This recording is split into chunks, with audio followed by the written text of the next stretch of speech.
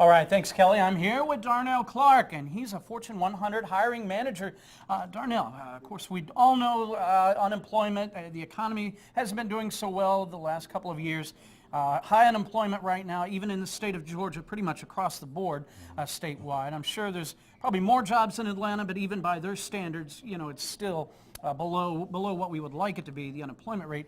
Tell us just where we are as far as high unemployment right now, and do you see things getting better anytime soon? Well, the high employment rate is connected to the baby boom generation.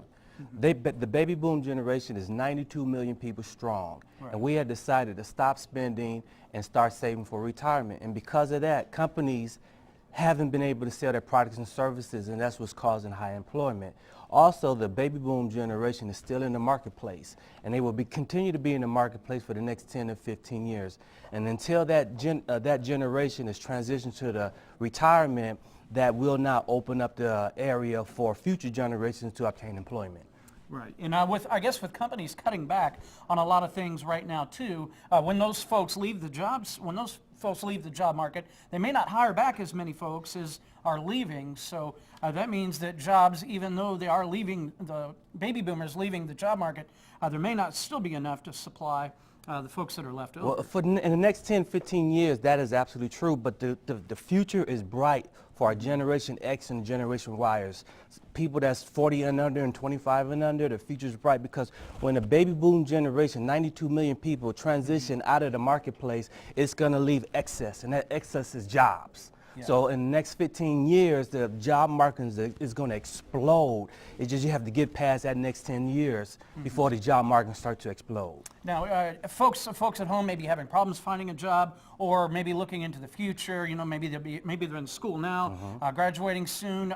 How much schooling do you think they need? Do they need to be in trade school, or should they be in a conventional state university or college? Where do you see this heading? How much do you think they need? Education is everything. The future says that the people who is going to be educated, especially with an undergrad bachelor's degree, you're going to make anywhere from a million to 1.5 million more in your lifespan than somebody who doesn't have a college degree. But the right college degree is important. You can't just have any type of college degree. You have the right. And so right now, the three industries for now and for the future is healthcare, food services, and engineering, manufacturing type positions. And so once those people get those type of degrees, they set themselves apart from everyone else. If you don't have an education, and education is just not undergrad degree, a four-year school, it's also trade school.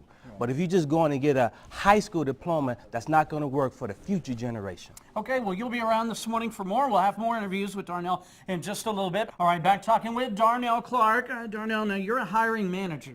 Okay, tell the folks at home out there what they can do in this tough job market to make themselves shine just a little bit, you know, clean up that resume. What can they do most importantly to go get that next job or that job they so desperately need? So I have a term that I use. I say that the people who get hired are not the most qualified. The people who get hired are the most qualified at getting a job. Becoming an expert at getting a job means becoming an expert at how to look for employment, how to take interviews, do a lot of mock interviews, and just put your resume out there. Right now, with the market being the way it is, it's a numbers game. You got to find those positions out there. You can't be using monsters and career builders. You got to go to individual company sites, look at opportunities, and submit your resume. It's the only opportunities you qualify for, but you got to do it a lot. Yeah.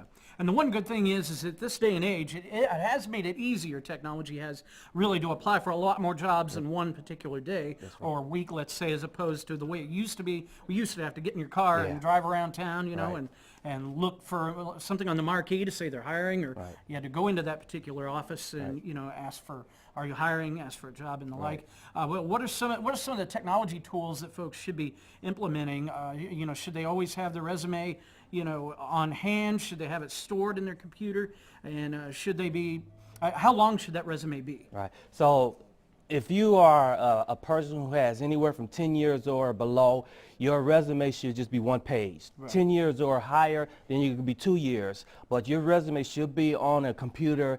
Everything is technology based. And so you should be submitting your resumes directly to individual opportunities that you see on companies' website. Don't spend a lot of time on other places, because you spend opportunity on Monsters and Career Builders. Those positions that you might see might be outdated. Right. And so for instance, if I'm working for a global company right now, all our opportunities are on our company website. And so if I want to hire somebody, I post it out there to our company website.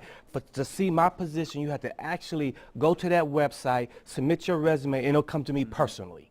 There you go. So that's how you do it now. Okay, now I guess that makes all the difference, you know, when you're fighting for these jobs that are few and far between in many cases, but yet they're still out there. So. Oh yes, they're definitely still out there. You just have the right education, the right experience, and put yourself out there and just continue to go out there. And then once you go to the point of interviewing, then you make sure that you understand the interviewing cycle and put your VAP station out there, which I call it your value add proposition. That's the statement to tell you why, as a hiring manager, should I hire you. Because that's the only thing I'm looking for. All right, sell yourself. That's Okay. right.